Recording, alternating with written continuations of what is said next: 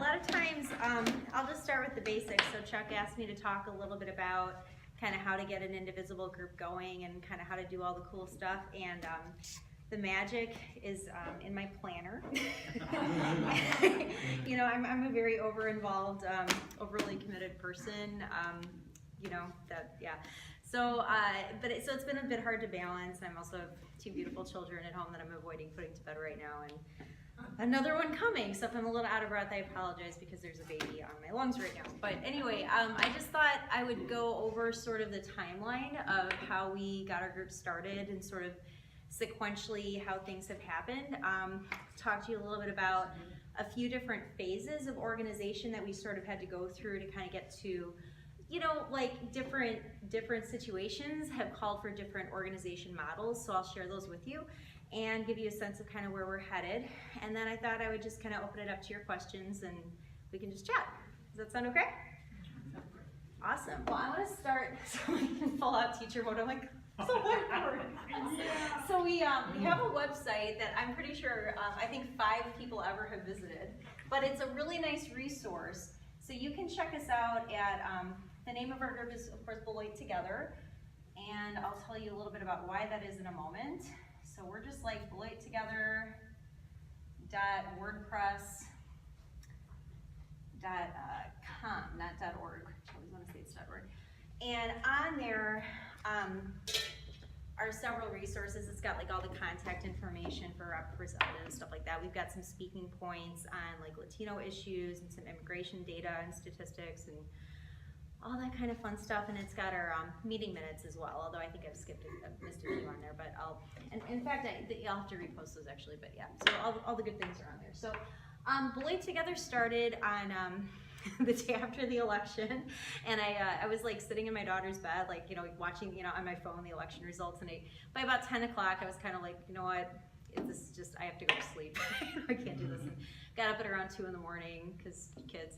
And I'm like, okay. And I just like sort of had like this moment of calm. Like I know everybody was like, it was like the Death Star, right? Where everybody like the screams of millions and then it's like silence, right? So I didn't have the scream moment. I just sort of like accepted. I'm like, okay. You know, and I was sort of bracing myself for how like the next days were gonna be. And I noticed, you know, everybody was really just sad.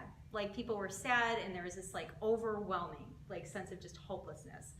And that, you know, kind of is counter to who I am as like a human being. I'm a really like annoyingly optimistic, positive person, and I'm like, this is terrible. Like we have to do something. So my next door neighbor, Christina Parenti, works for Beloit College, and I actually do also work for Blackhawk Technical College. I actually just accepted a full-time position there, so I'm abandoning the library for now. But anyway, so Christina and I, and then Jessica Fox, who's another friend of mine, our daughters play together, got together and we were like, you know, let's get coffee, let's like plan a thing.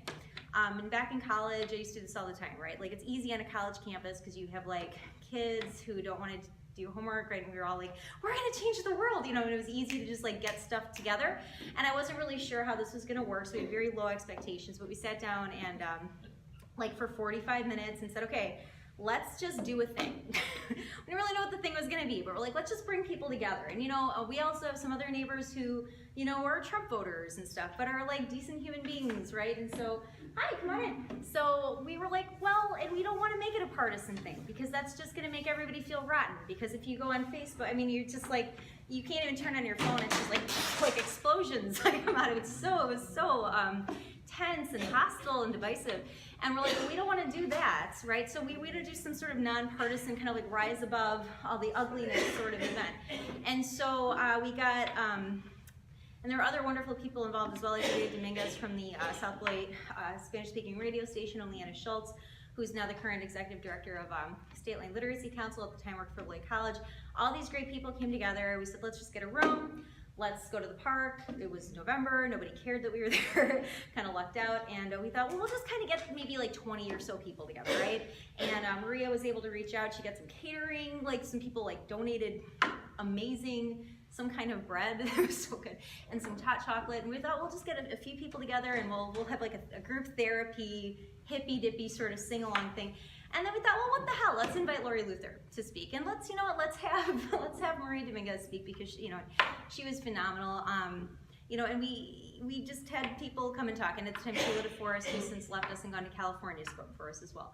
And they all agreed to do it. And I'm like, this is so cool. I hope more than 10 people show up. And it turned out we got about 150 people came out to Horace White Park, and we were just like, oh my God. We made like, it was cool. We made like little programs, and we ran out of them. I'm like, this is so neat.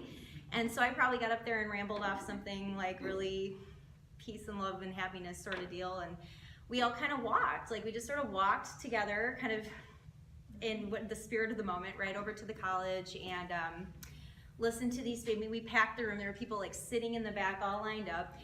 And maybe just like maybe a day or two before, we had sort of thought, well, maybe we'll bring paper, right, in case people want to like sign up to do stuff. Like maybe we should make an action thing. It was like an afterthought. And so at the back of the room, we had like this tiny little piece of paper table and this tiny little piece of paper like situation. And we're like, does anybody want to help us with Latino issues or race issues, or like people with disabilities? Like, what do you guys want to do? And so, kind of in between the speakers, I was like, don't forget to give us your contact information. And it was awesome. I mean, it was totally inspirational. We had all these people. There was that buzz, right? That electricity, and it truly was like a very partisan-less event. I'll just make up that word. Which was encouraging, because even though I probably could imagine like most of the people there are progressive people, I just heard Chuck say a few minutes ago, like, everybody can be a progressive. You can be a fiscal conservative and want people to have civil rights, right, and things like that. So let's just take the focus off of those dividing pieces and like focus on human being issues, right? So from there, I did some crappy organizing, and then we finally had our first meeting. And at the time, so kind of our first phase of how we organized was it issues-based, right? So kind of like phase one for us was an issues-based thing. And we thought, again, I'm a teacher, so I thought, well, this is great. We'll have like a 10-minute general meeting, and then people can break off like into groups and kind of organize some stuff. And so that was our first meeting in January. It was very encouraging. People made their own priority list. That's when we got our website organized, and we used to have like a tab for each group. All of a sudden, there was the immigration ban, which is Chuck alluded to earlier. So I got a call from John McMahon, and who at the time was an advisor. It is a group that no longer exists called Showing Up for Racial Justice in Beloit. It is a national group, but we no longer have a Beloit chapter. But I got an email actually from him like that Sunday morning. It was about 2 weeks after our January meeting or so, and he's like, or 3 weeks, I guess. And he was like, this is insane. We should organize it. We should do something. I'm like, cool, let's do a thing again. And I thought, okay, we'll get 100 people, right? We'll get 100 people to go out to Paul Ryan's office and yell stuff at him, right? And so we really, and it was intense. Like in a matter of a few days, called all my people who weren't able to show up at the meetings. We had the contact information though, right? We made a Facebook event. It got shared like hundreds of times. Worked with the Janesville PD, who was amazing actually to work with, at least for in this particular context. And we had 1,000 people. We had people come from Minnesota. We had people come from Chicago. Like it was freezing. It was unbelievable. We had some speakers. I mean, there were some glitches because we, again, didn't anticipate. We picked the wrong park, for example. It was shaky, but it was awesome at the same time. This is so cool. And it was, if you were there, you saw it. If you weren't, it was spectacular, right? Now we've got all this larger audience of people. So all of a sudden, our Facebook page, right, has like several hundred followers. We started with like 30 people. And then the Facebook page, for example, I mean, this is how we planned it. It was an event page. It's still just an event page. It's not even a group page, because we thought, this is for like this one nice hippie thing we'll do in November. Like it really just kind of spiraled off of that. And I credit that not so much to any brilliant thing we did on our part. We just sort of said like, people need a place. Like people need a place to put their feelings and their frustrations and their desire for change. And we need to just facilitate it. So that's kind of how we got into like our second organizational phase. Kind of how our meetings have gone is we're still very issues-based, but we create agendas based on whoever shows up, what they want to do, and we make sure that there's follow-up. So, and I don't want to I've been like maybe the one consistent person there, kind of keeping all the organization together, but I certainly can't take credit for all the amazing things that have happened. So I've sort of personally been like the go-to. So for example, someone will say, we really need to do something about this the driver's ID. So in Beloit, we have a lot of people who are not citizens, but we wanted to pass a local ordinance so that they could get a driver's card, which there's like some sort of legal precedent for. So people can just drive to work, right? So people can go earn a living or drive to school. And so that became an issue. So I helped get that organized, and when I mean, I guess that looks different for each one. So I'll give you an example of one in a little bit when I'm done kind of rambling through this piece. But whoever shows up, we've just sort of organized around specific issues. We realized that, and I'm going to say issues plural because we've always got a couple of fires or irons in the fire, right? Just stop there. So while we have these things going,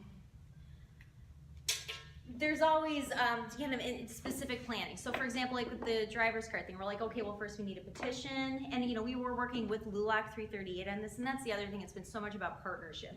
We've been completely non-possessive. I throw our name on stuff a lot because I like to promote it, but we'll like promote it on our Facebook group or whatever, and that's been helpful because again, we have this wider network of people who've sort of been following us. But networking and partnership has been huge. So we're not like, well, we're gonna go do a thing about immigration. No, we're gonna work with the people who already know what they're doing, and we're gonna do the best we can to support it. And I think that's where we found a lot of success. So, and that's, I think, what happened with the Paul Ryan protest, for example. So, that type of issue, we got a petition, we went to city council, that's one whole thing.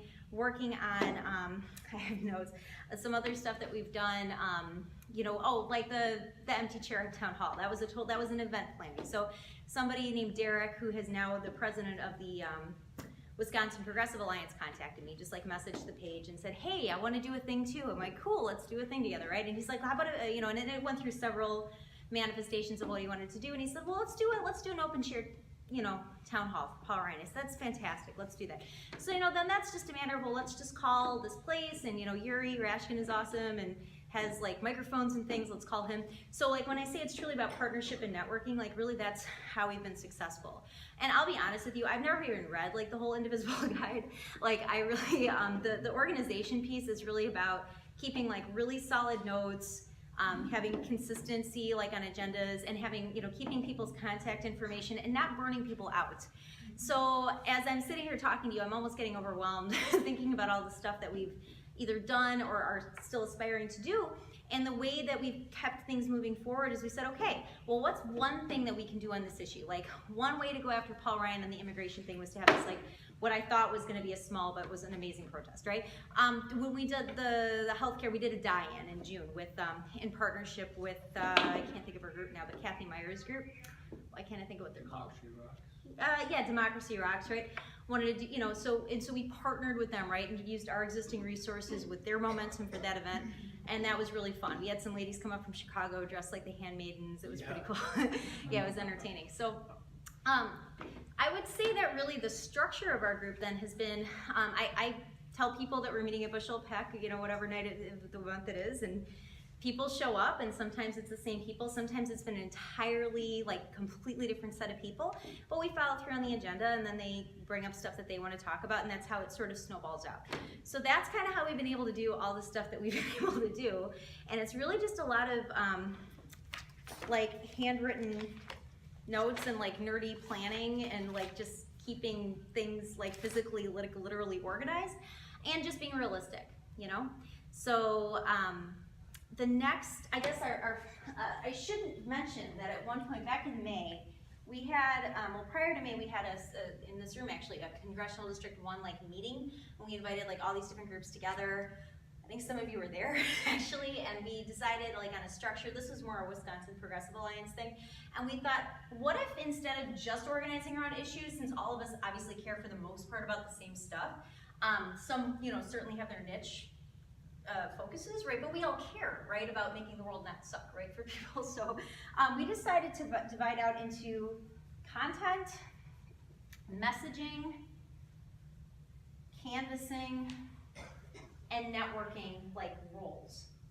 So as long as we had this wonderful list of people who I guess I or whoever was consistent at the meetings could call upon when we needed literature for something. We could say, like Vicky, right? Creekport? Vivian. I'm sorry, I'm really bad. Vivian is awesome. She has like, I don't even know where she gets all her stuff, but she has like, I just like picture her with like a suitcase stuffed full of like papers, like that she just like carries around with her all the time, because she has like all these amazing, informational pieces on all these issues. So when we needed stuff for like the healthcare, you know, to hand out to people, I'm like, hey Vivian, what do you have already done? You know, let's not reinvent the wheel. And then she's got it. And of course, she kind of slotted herself in as like a content sort of person. Now, like this Saturday, there's a group called the like spacing out. Sorry, I will blame hormones, but it's really just because I'm tired. I'm sorry. Oh, Integrated Voter Engagement. Have you guys ever heard of that group? They're awesome. So they're through JOB, which is Justice Overcoming Borders, which I think is like a Catholic group.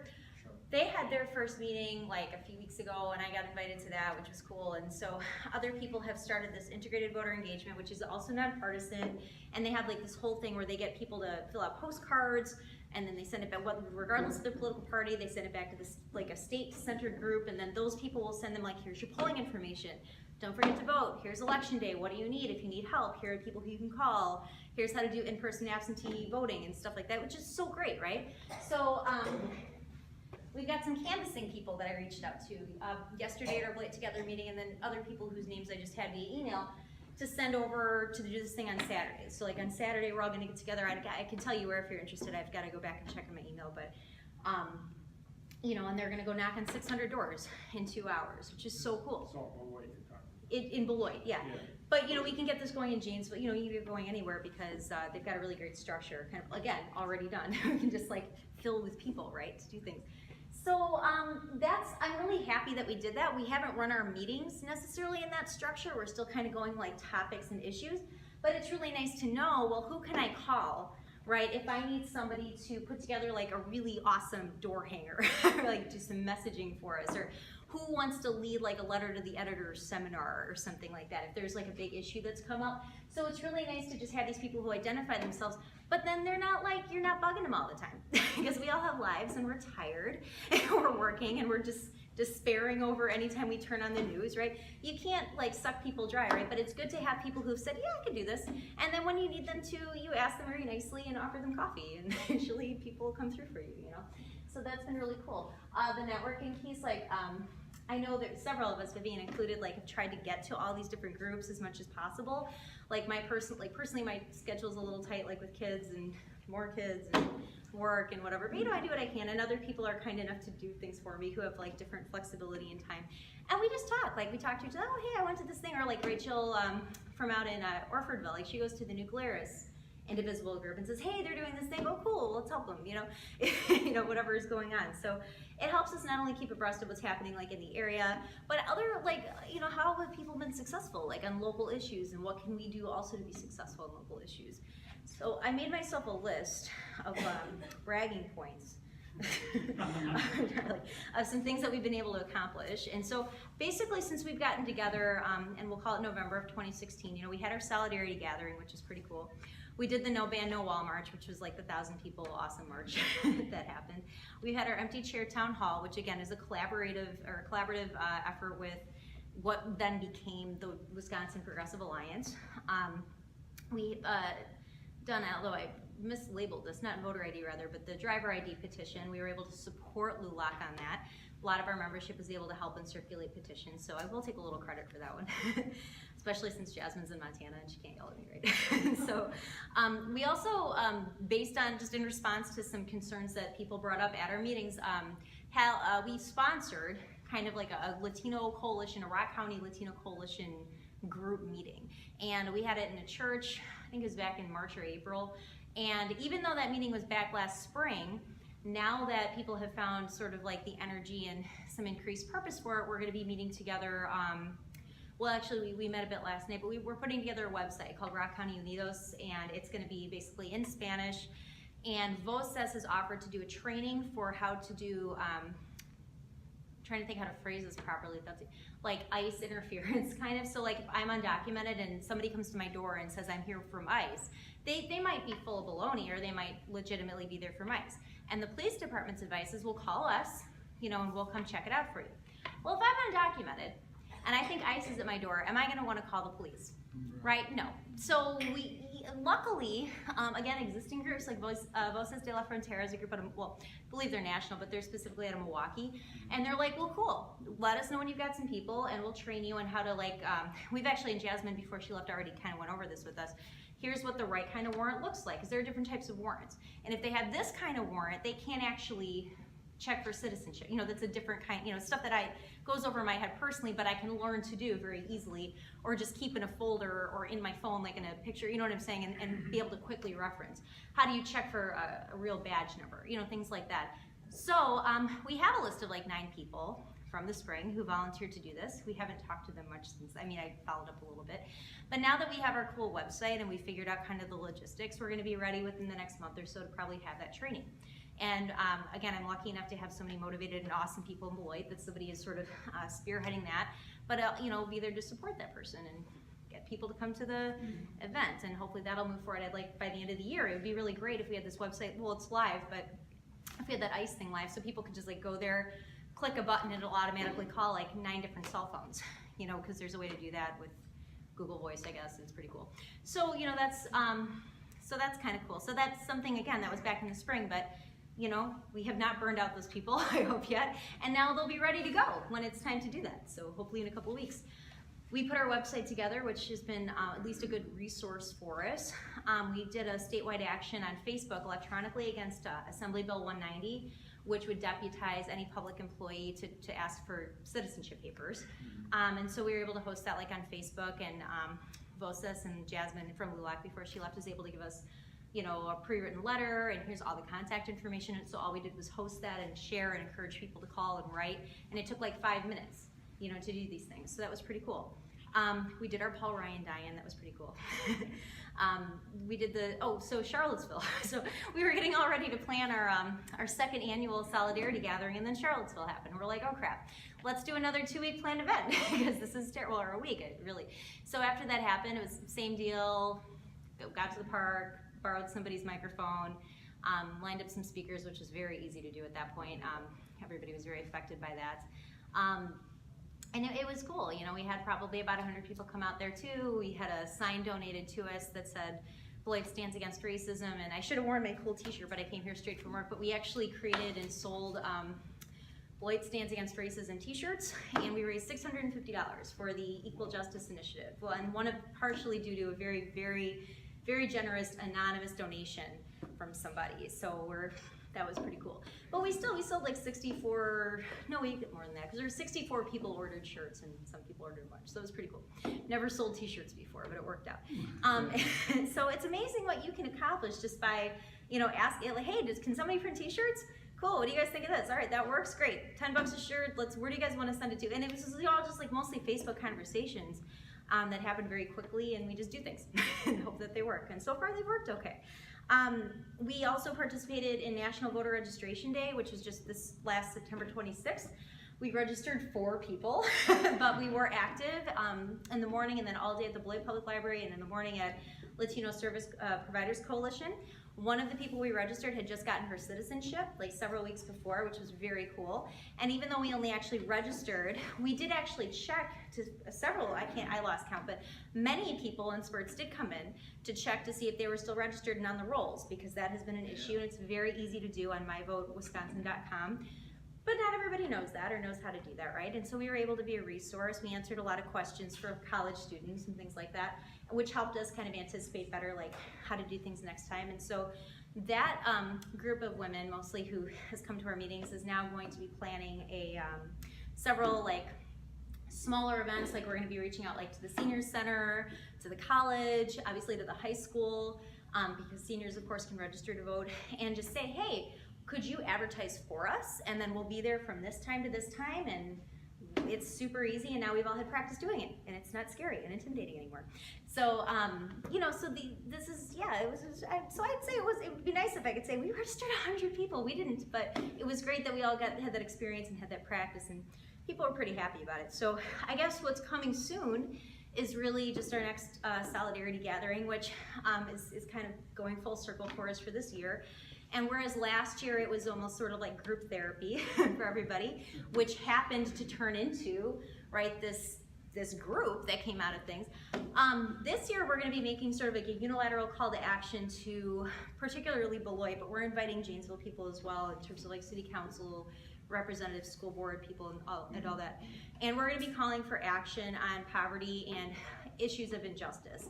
We're still playing around. I've got an email going right now about how to phrase it exactly to be most inclusive and accurate sort of to our message. But specifically what that means is at the city level, we're going to be specifically asking the city of Beloit to make a statement, which they were reluctant to do after Charlottesville, but we're going to ask nicely again to make a statement against racism, anti-Semitism, and just hate generally. I feel like it shouldn't be like a big deal to do that, and so we're going to ask them to do that. But more specifically, we're going to be asking them to house a commission on poverty and injustice, because the two oftentimes overlap but are not necessarily mutually exclusive.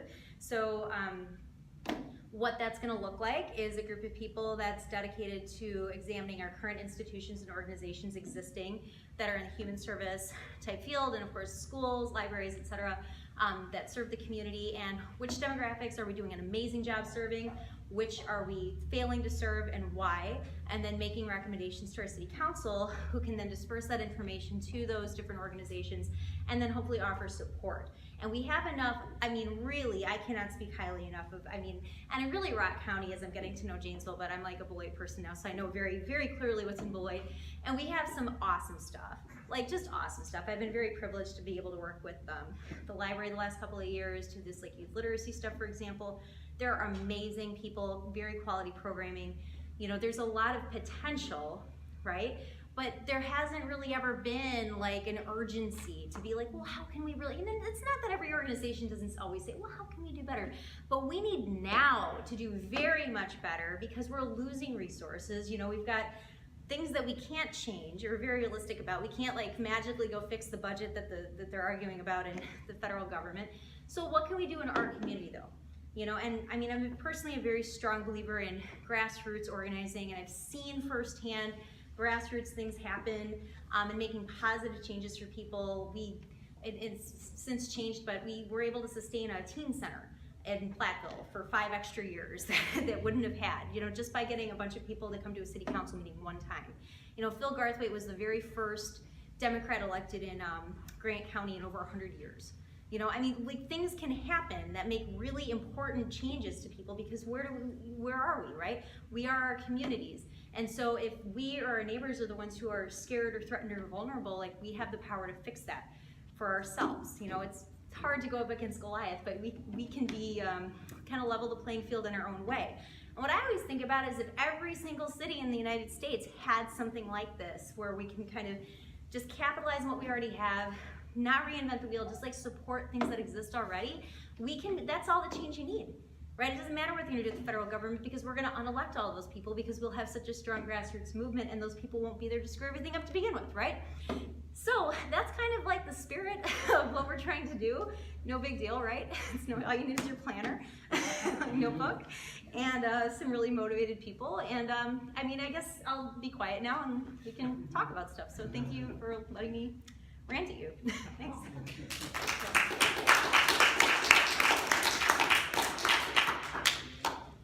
Folks' turn here, and whoever wants to ask questions. I'm not going to ask a question, but we were talking earlier today about trying to find a bumper sticker that encompasses all, and you just gave me a wonderful one where you said, "We are our community." Oh, and I think that's really, really, really important. Something that we have to think about. And anyway. Well, it is. It's about, good. Well, make sure I'll buy one from you. And I think it's about figure out how to have it made. Well, Mary Lou DeKaiser at the Beloit Public Library does a phenomenal story time and also has a screen printing business. So I wonder if she can do bumper stickers too. Oh. Let me know. I'll hook you up. But it's good to know people. But yeah, I think like shortening the scope on things is really important, because it's really easy to, going back to like how do we all feel like, I can't even, was it 9th or whatever of November? Yeah. Was it? I don't know. There's well, I'm gonna stop talking on the wedding. Yeah, so going back to like just that overwhelming sense of despair, it's so easy to fall into that. Like, and it's almost convenient to fall into that, because you're like, well, what can I really do? But that's not really an option anymore, because we all said that before. I wasn't out campaigning for like Hillary the way that I should have been. I said, well, I voted for Bernie in the primaries and whatever. Probably people are sane and probably it'll be okay. And I voted obviously, but I think a lot of people were like, probably the world is not as insane as we think, but it is. And we don't have that luxury anymore. And I mean, if you look at the race issues that have been going on in this country, I feel incredibly guilty for not having, I was, one of those, what do they make fun of it in that commercial where I'm like, I'm gonna share on Facebook and tweet my rage, and something, well, no, that's not enough, and it's good to do. I love Facebook arguments, by the way, but I mean, it's not enough though, So I think what can I do in my neighborhood? You can do a lot in your neighborhood, So it's good to feel empowered. Yeah. Keep feeling that way. Yeah. I'm curious as an organizer, like how many people do you typically get at your meetings? And About how do you 15. usually run, how do meetings usually run? Well, I have this handy agenda that was left over in my backpack from yesterday. So I have a running Google Doc file because I don't have a real computer, Google Chromebook, and I always kind of put like what did we do recently so we can feel good about things that we did, and then I say here's kind of what's coming up, and right now the only thing on our agenda is our second annual Beloit Together Solidarity Gathering, specific name in the process of tweaking. So we talked about that, and then we've got just the groups that we're working with. So I'll talk about, well, here's what we're doing with the integrated voter engagement. Oh, one that I forgot was we're working with this group called Voters Engaged. I know all these groups sound the same, but Michelle Meyer is a amazing Madison person, and Michelle put this great group together. You should find her on Facebook. It's called Voters Engaged, and she's got her own website, and they're a nonpartisan group. And the philosophy of their group is that there should be citizen called and demanded listening sessions with representatives. And the format that she wants is so that, like, where I'm standing, you've got all your representatives kind of like up here, and they're gonna sit and listen, and then everybody gets 2 minutes to come up and either ask a question, it has to be answered in their 2 minutes, or just say, this is why we need Medicare for all. Let me tell you, like, my sob story, like, about my mother, or like about whatever. And like, they have to just listen, and then at the end, each representative, hopefully across the political aisle, has an opportunity to answer and speak for a period of time, and then address those specific concerns. We did have one here in, I don't remember the date. Oh, it was the last, whatever the last Thursday of August was. We planned it during the recess and everything, and we invited everybody, or representatives from their office, and Mark Spreitzer was the only one who came. And he's phenomenal, and actually we got a very low turnout, and I think it was it's summer and people are kind of getting back into the group. We had about, I think it was 15 people, but we sat in a circle and it became like a discussion, and we had 2 people. One of them was the former chair of the Beloit or Rock County Tea Party, and another self-identified Republican came, and it was phenomenal. Like, just the civility and the willingness to hear each other, and really, it was in a hormonal way. I guess it just makes me cry. Like, it was just beautiful. And everybody was really jazzed. They're like, when are we gonna do this again? And I was gonna do one in November, but I think we're gonna be inviting to this solidarity thing. We're gonna be inviting all of our representatives, and I'm hoping to make this sort of like that next section, so they can hear all of our concerns about like poverty, racism, and issues that we have in Beloit, Rock County, and then we'll plan another one in the spring. So I'll let you guys all know when that is, because it was really cool. So, but yeah, so that was another group that we teamed up with. So back to your actual question. So how our agendas work. So then I would say, like, well, here's our integrated voter engagement. Here's our voters engaged. We got somebody working on like an honor roll of businesses.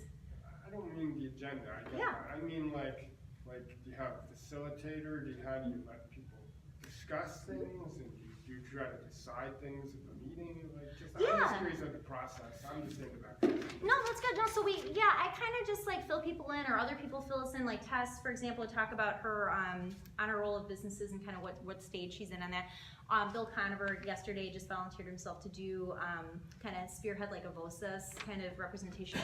So at that point, we'd be like, cool, Bill, you want to talk about VOSAS? And then we kind of just listen to each other, and like, we have conversations in the middle that be like, oh yeah, I want to volunteer for that, or oh, have you called WCLO, or you know what I mean? So we kind of like mini discuss like each of those like kind of actionable. Do you vote on things? No, we just talk.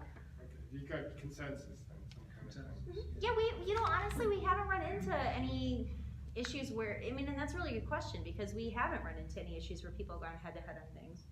I think probably because the stuff that we're doing is broad enough in nature where there's not like, and that's, I think, staying away from like, Democratic kind of party issues has helped. There are a lot, there is, one point of contention is there's a lot of people who are like fervently independent, and a lot of people who are fervently Democrat Party people, right? And so we just don't talk about that, and we just kind of keep focused on just like actionable pieces. And a few people have brought up, like, it wasn't 5 call. What was it? there was like a Women's March like app, but I think it somehow spiraled into like a discussion about like different Democratic Party events. And we just said, look, if you go to the Democratic Party, like go participate, this is awesome, but like we're just like at the meeting just gonna talk about like the issues, right? So that kind of goes back to the whole issues-based piece, and it's avoided like kind of the need to do that so far. So yeah, we just kind of, yeah, we've just moved forward on those things. And then we do have like, yeah, like an open discussion. So like last night somebody came who hadn't come in the past and talked beautifully about some really specific domestic violence issues that we're having in Beloit in terms of like specifically like city policy and what isn't working, and that's terrible. But I mean, so that's going to be in our next, so that's like our next project that we're going to tackle, right? So, and so she's going to be sort of spearheading. So she'll come back with like, okay, here's my priorities, here's what I want to do first, and then we're going to support her in that and network, you know, the resources that we have in the group to, you know, make that happen. Yeah. It seems like the haters have taken over the media. Yeah. You know, the talk show haters, the Rush Limbaughs, Yeah. and Hannity, Fox News. Why can't the progressives or the Democrats or whoever, why can't they have talk show hosts like that?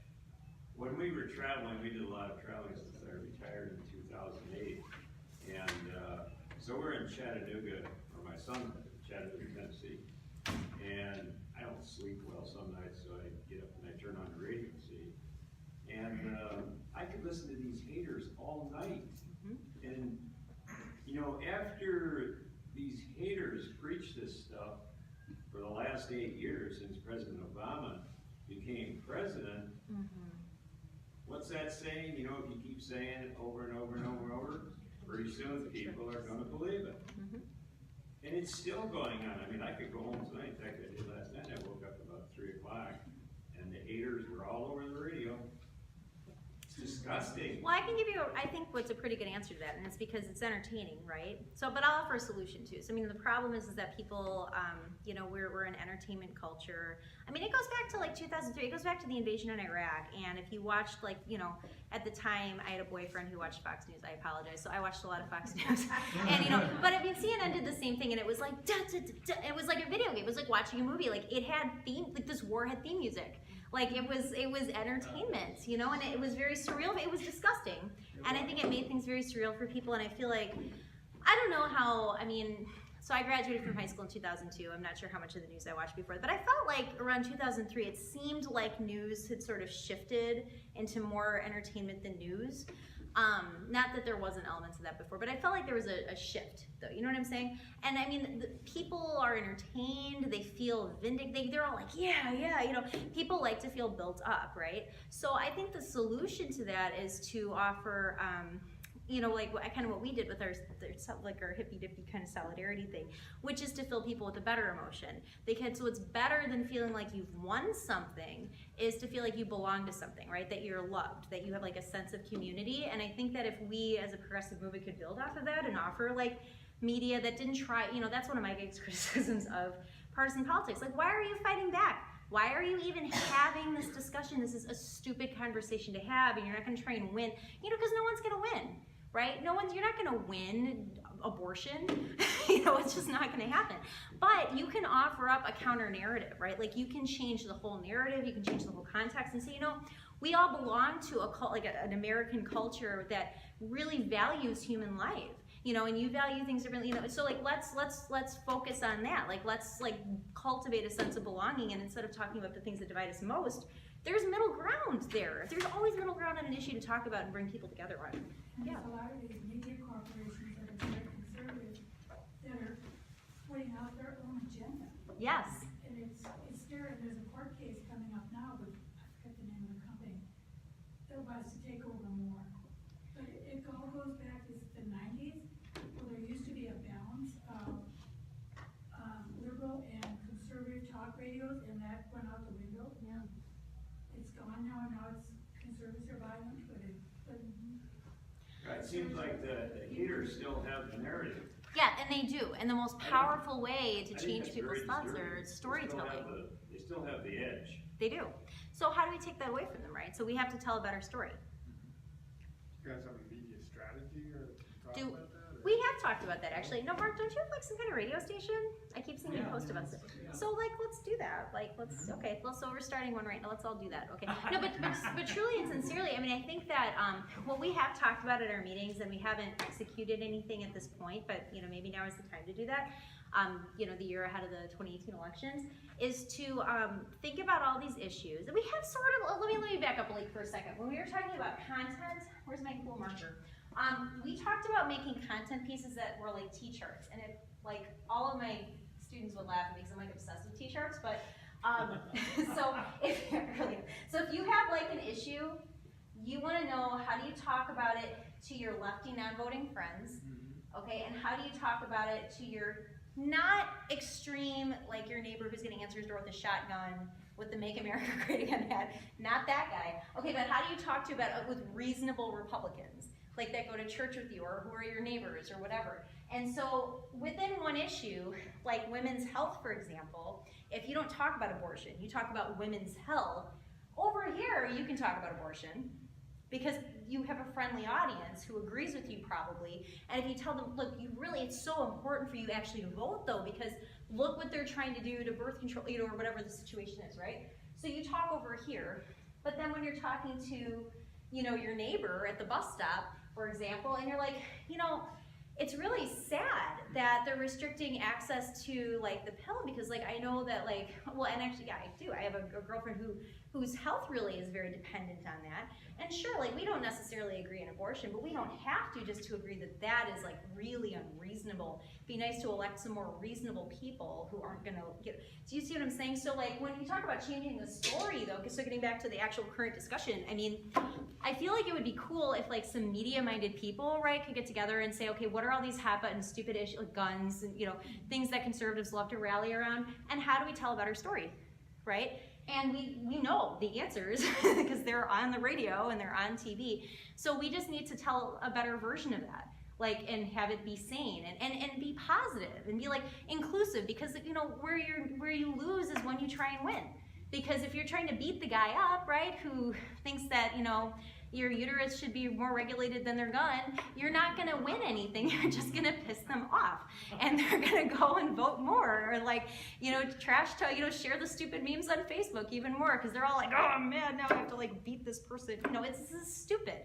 You know, so rather than spinning our wheels, we just say, you know, we don't have to ever agree on that. But here's what we can agree on, and like then tell those stories, because there's so many personal stories of people being horrendously affected by this administration. There's no shortage of that. In fact, I think, I want to say it's Indivisible Madison is actually collecting narratives around healthcare. So, you know, just, you know, get on their Facebook or just get on Facebook and be like, hey, does anybody have stories about whatever the issue is that you want to tackle, and that they'd be willing to share for like 2 minutes, you know, and maybe even anonymously, you know, but maybe just get their, because, you know, when you hear a human voice versus just like reading a thing, I feel like that's maybe more powerful, but there's a lot of really basic stuff that we could do and we just don't. And you're right, we don't. And I don't know why we don't. Maybe we should start. So everybody bother Mark afterwards. Mark is a radio station. Yeah. A lot of people here are. Susan and Janet.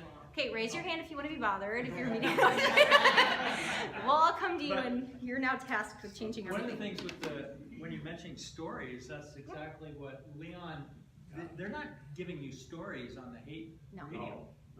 No, that's a counter. No, they pound on just a few sentences. Yeah. Yeah. They just keep saying it over Stories Just and idiotic. over. Stories will conquer. Yeah.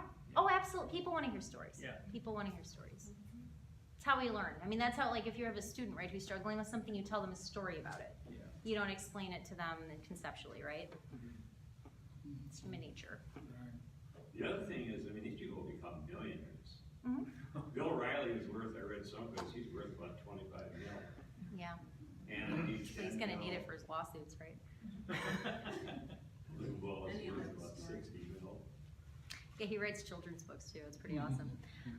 Yeah, and so I mean, you know, a lot of people are pissed. That brings up a good point though, because a lot of people are really pissed off about like money and like, you know, unemployment, especially in this area. You know, we have a huge poverty issue in this area. So are you going to listen to the guy who has $25 million, who has no idea what it's like, you know, and you think that this guy understands you, but no, he's driving like his Maserati around like, you know, like with felony little sexual harassment suits. But you know, you need like average people to say like, look, I mean, you and I both, you know, hey, like I'm your buddy from the food pantry, and I think that this guy's a jackass, and here's why I'm going to be voting for the other person because they're actually going to help me. You know, that's we need people that they can connect with, you know. I mean, and it goes back to the whole story idea, but you do need actual living, breathing people that you know to connect with and agree about. Like I have a friend of mine who voted for Trump, and we were talking about babies because we're both pregnant and stuff, and I mentioned to her how our other neighbor's nephew was just born in Italy, and it was so nice that they didn't have to pay for, you know, the week that she got to spend in the hospital, and she just like jaw drops like, what? That's awesome, why don't we do that here? And I'm like, well, this is why we don't do that here. And that like, she was like, well, this is, why did I vote this? This was stupid. And I'm like, you know, but, you know, but really it just like, but you know, I'm never gonna convince somebody of that by yelling it at them. No. You know, like, hey, stupid, would you, you know, I mean, that's, no, right? On a related subject, I mean, I don't know Beloit super well, but as I understand it, it's kind of like you have this sort of Beloit college and a kind of little bubble, and you have tremendous poverty and huge problems there. So there's this whole, you know, dichotomy or polarity, whatever. I mean, have you had luck reaching into the areas of poverty and actually getting people there to get engaged? Yeah, absolutely. I think we've done a lot of that, like with this last election. I mean, it was a local election, but the last city council election, for example, I overheard one of the candidates who I wasn't in favor of necessarily tell me about how certain neighborhoods weren't going to show up to vote. And that was not true at all. Like those neighborhoods did show up very strongly to vote. And so I think that there is a shift there. And when you talk about taking advantage of energy and timing, I mean, this is the time to do that with voting. Because if people can just register and just be ready to do it, and if they don't feel like it's so intimidating, it's going to be easier to just drive up and be like, hey, let me take you to your poll, like, do you know where your poll?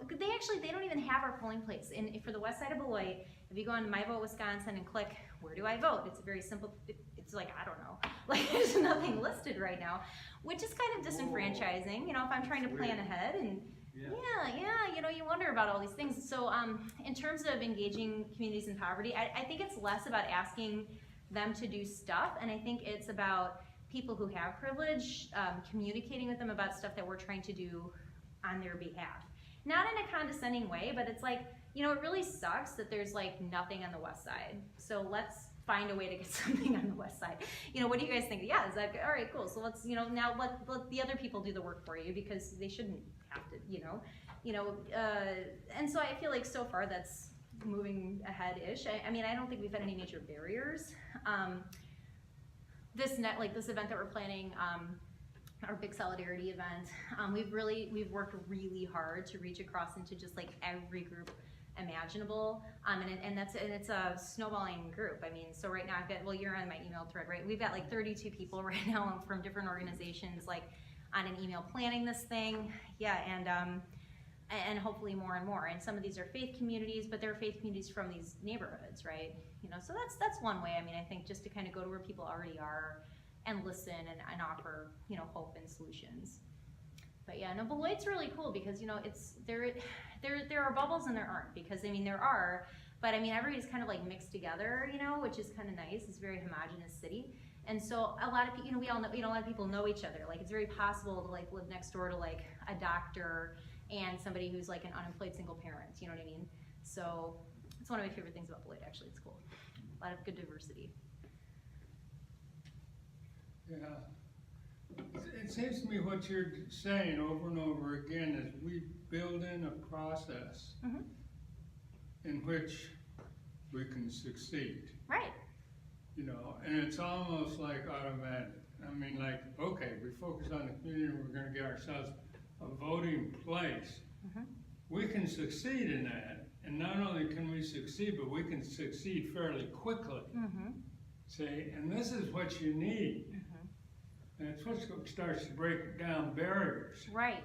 And you build momentum so that when it's time to, you know, unelect Paul Ryan, you already have people who are doing stuff and engaged and know where to vote and are registered to vote, and they've gone to the DMV and they've gotten their free state-issued ID that nobody knows how or when to get, you know what I mean? But we've educated them on that. And if anybody, by the way, wants those resources, there's a voter registration like tab on our website, and all that stuff's on there, and I'll add more to it as well. But yeah, I think voting is going to be really key. Right, I mean, you can do that. It might be, yes, we'd like to de-elect Paul Ryan. Yeah. We don't know for sure whether we can do that, right? We may succeed, we may not. But on the way to doing that, we're gonna succeed in a lot of other stuff. Let's at least scare them. You know, let's at least get them on their toes. Yeah, and I mean, I think too, like when you talk about engaging different communities, like there's a lot of cultural disconnect for a lot of people, that whether it's socioeconomic or, you know, ethnic kind of, you know, culture, but there are different cultures everywhere, you know, within neighborhoods across our country. So if you have like, imagine it's, you know, I go back to like kind of the faith community idea, like if you're like Lutheran church all of a sudden is gonna partner up with like the Catholic church across the street to go do a thing together, now you guys are talking to each other. You might not have had that interaction before, and like look at all the cool things that you can do when you work together. And then when it's time, you know, when things do happen, like voting, let's say like group A is like really good about voting, but group B is kind of like ambivalent about it. Well, you've already had these conversations. It's gonna be easy for somebody in group A to call up group B and be like, hey, you wanna go drive to go vote with me later today? And like you actually, so that's when like, you know, at least political change can happen. You know what I mean? And you're always doing that. You know, like, okay, don't necessarily de-elect Paul Ryan, but I can give you a ride to the voting booth. Right. Right? You just figure out what you can and that's do. success, right? I It mean, is. yeah, okay, you just succeeded. Among other things, right? And maybe you will be right. It'd be awesome. Wouldn't it? It'd be like the biggest party ever. Yeah. It's exciting to find you among many, I think, of the new generation of activists. You look at us here, I hate to point it out, but we've been activists for a long time. Yeah. A very long time in many cases. And so having someone like you is just thrilling. Thanks. I appreciate very much what you're doing. Thank you. I'm curious to hear more about Indivisible more broadly in the state and national, what that's about. Particularly when we got started, Indivisible was very helpful for making those connections so that we weren't just like starting from scratch, right? So Indivisible Madison has a great organization. There have been some Indivisible groups that have had some dysfunction, and I'll tell you what's gone wrong with that is they've gotten too, I know this is gonna sound stupid, but they've gotten like too organized, and they've gotten a little too worried about who's doing, you know, well, we're gonna have like this other exec meeting, and we're gonna like do some stuff here, but then, or like they couldn't play nice with other members, and like, you know, there are, I'm sure, because if you've all been doing this a long time, you know, there are some people that are kind of difficult to work with, and you're kind of like, okay, please stop coming. But, you know, but they're also valuable people, right? And so I think there is, I think what's made our group successful and has made other smaller Indivisible groups successful is being able to stick to the kind of, I'm speaking kind of out of my ear here about Indivisible, because again, I read the Indivisible guide through in like January of last year, and then we've just sort of done what's worked, okay, you know, but it got us started and connected to groups. But I think by just focusing on things that we can accomplish, focusing on what works and not worrying about kind of internal organization things, we've been very successful.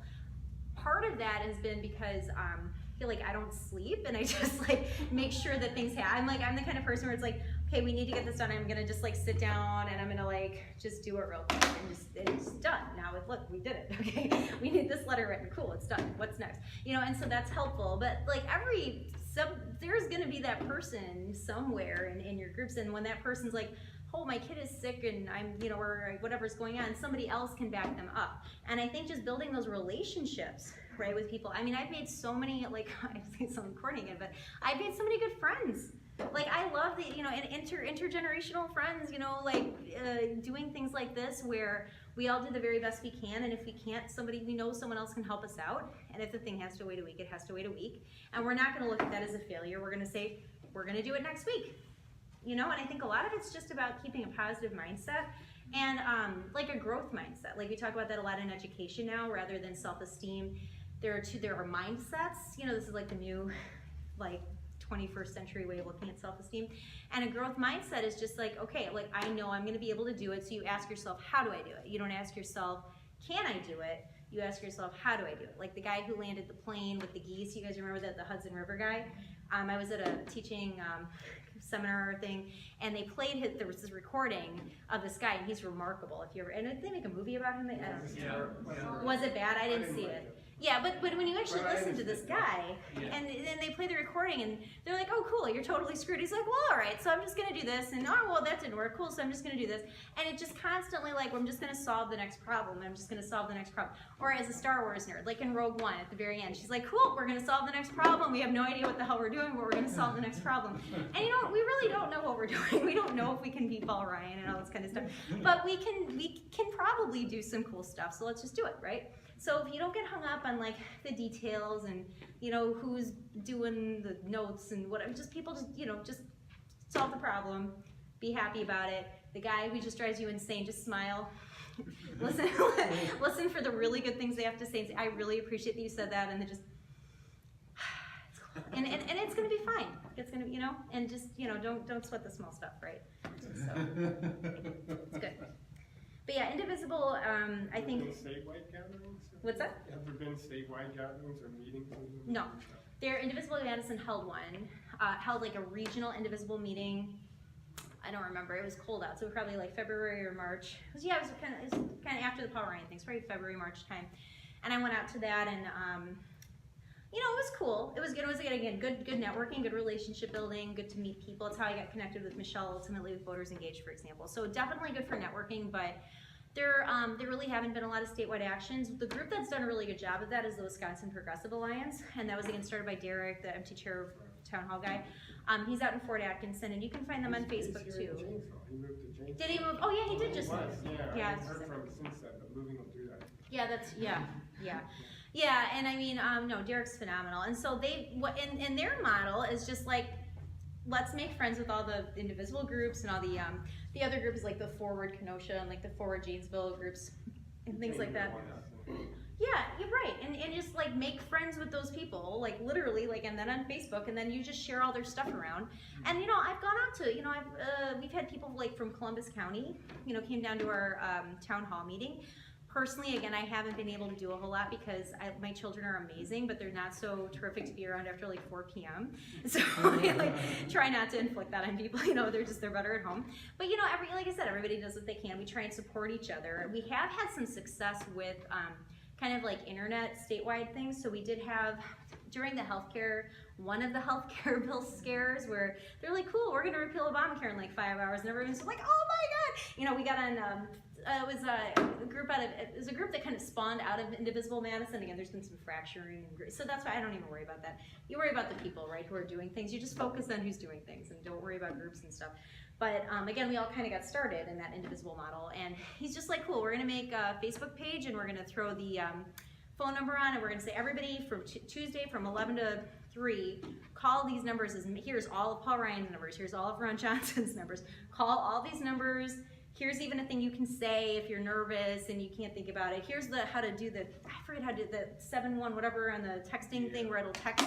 You can text this resist and it'll fax stuff for you if you're like super antisocial and you can't deal with phone calls, which some people, my husband is like that, right? He would never, but this is great. We found a way for everybody to kind of participate, and let's just do all this. And we got hundreds and hundreds of people just on a Facebook event who didn't even have to get out of work. I mean, to do that, you just go to the bathroom at work and you quick text this resist message, and you're nagging the hell out of Ron Johnson. Just cool, So they have. So in terms of statewide stuff, a lot of it has been like social media. That one of the more fun things that we did. This guy, and he's kind of dropped off the radar, but there was this guy. I don't even know where he came from. I drove up to his house once. It was whatever, and he created this really impressive cardboard Paul Ryan. It wasn't one that we bought. Like he made it. Like he took like a TV box and put a suit on it and just put but the French history fan, his head is like on a spike, and you just stick it in the box, and I'm like, I love the symbolism here, this is awesome, right? And we just brought cardboard Paul, and he has a Twitter account that now Beth Alleman out of Madison, who's amazing, part of Indivisible Madison, runs that Twitter account. So you can find him at Cardboard Paul, I think. I have to check. But he'll post some things sometimes, and so there are fun ways. I mean, you have to keep, but that's the things, you have to keep people happy and wanting to do things and feeling successful. And it's not even like a delusional, it's like, we can't go and, it's not even the election yet. We can't do anything about it right now. But we can do something right now about getting so people can feel better in case ICE comes to their door. We can get people accurate information about DACA. We can get people registered to vote. Like, these are things we can absolutely do right now. So let's just do them, right? And then everybody feels good. Yes, accomplishment. Yeah.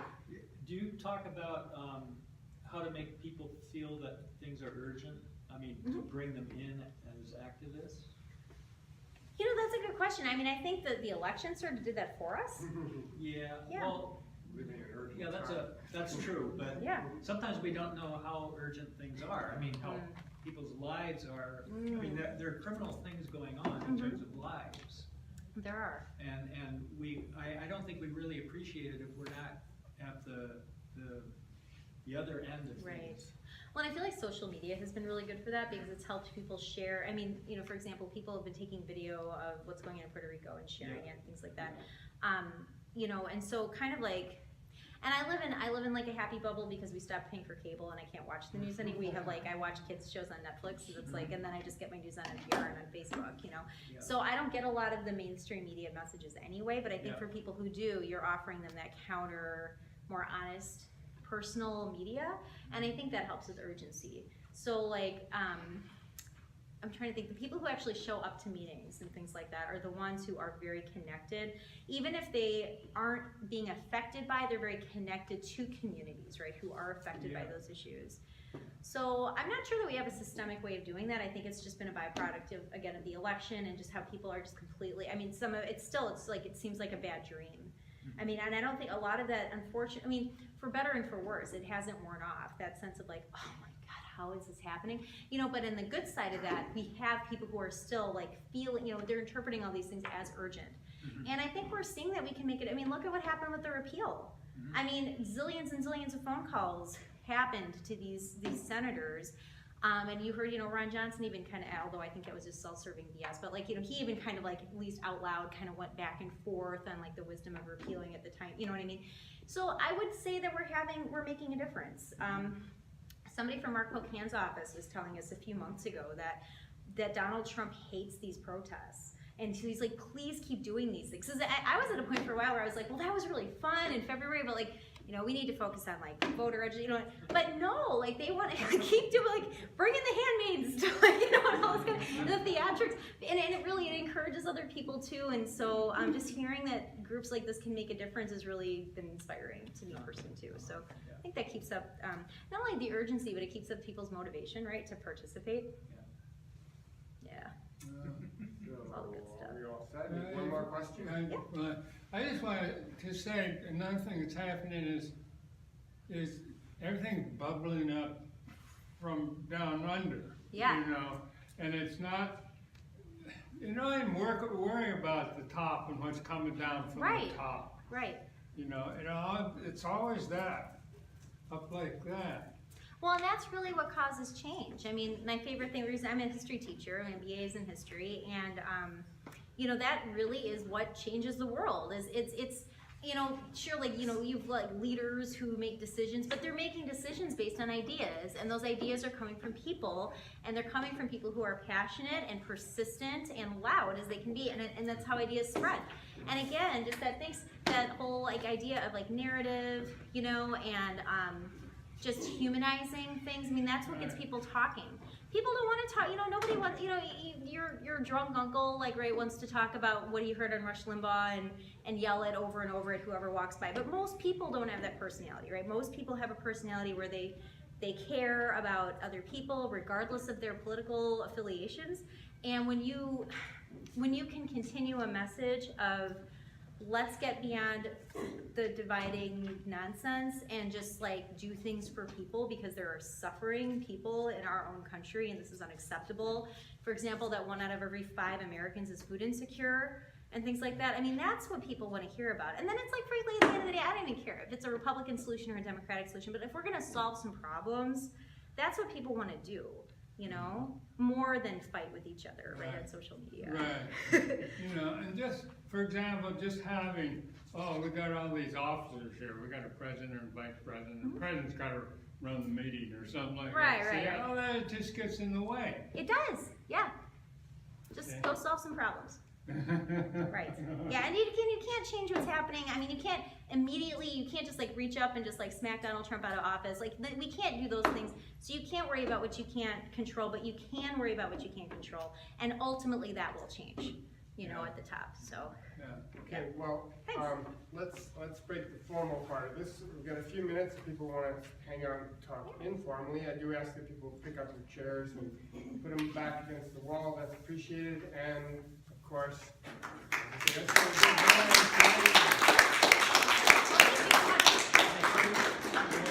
I did leave some flyers from our radio station fundraiser on the table, so please take one. Thank you, Susan. thanks. Okay, well, thanks everyone for coming. That's what's wrong with the group with management.